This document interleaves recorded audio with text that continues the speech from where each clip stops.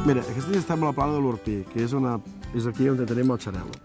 I el Penedès va des d'aquí al darrere, que tindríem el mar, fins a tota aquesta vall.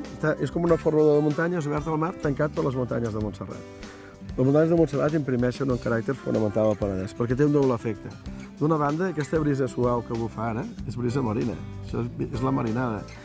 I sempre tenim aquesta influència d'aquesta brisa. I a les muntanyes de Montserrat és un autèntic mur que el que fa és parar aquest vent del mar. Per tant, aquí tenim un clima mediterrani amb influència marina. Això vol dir que els hiverns són molt suaus i els estius no són tan estrictes. Aquests sols, si t'hi fixes, són sols, a més, molt sols edàfics. És argila, que és el típic sediment marí, i hi ha petits microfòssils, que és un record una miqueta del mar. Quina edat té aquest xarel·lo?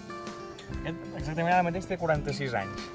Una miqueta és de les vinyes velles realment del Penedès. Però bueno, és important tenir en compte això perquè hem de pensar que com més vella és la vinya, arrels més profundes té, molt més colonitzat el sòl. Com més arrels profundes tinguis i més colonitzades, molt més captaràs aquest caràcter d'aquesta vinya en particular. Amb la qual cosa nosaltres creiem molt en això, en la viticultura ecològica, per tal de no manipular el sòl, sinó que la planta una miqueta convisqui amb la biodiversitat present de la vinya i que, a part, vinyes velles per tal d'extreure al màxim d'aquest sòl. Teniu una altra finca de xarel·lo d'on surt un vi blanc? Sí. Sí? Podríem anar-hi? Oh, i tant. El que es veu en aquesta vinya de Macabeu és que la fulla encara no hi és, no ha sortit la fulla aquí. No, és curiós, perquè abans hem vist una vinya de xarel·lo ja en fulla, però Macabeu és una varietat que té el cicle més curt. És a dir, brotarà més tard i, curiosament, el collim abans que el xarel·lo. Per això és molt important també l'adaptació, segons climàticament i tipus de sol, d'una zona o una altra. Sempre les zones fantàstiques per nosaltres pel Macabeu és aquesta zona de l'Ordal, aquesta zona de Garraf, sols pobres.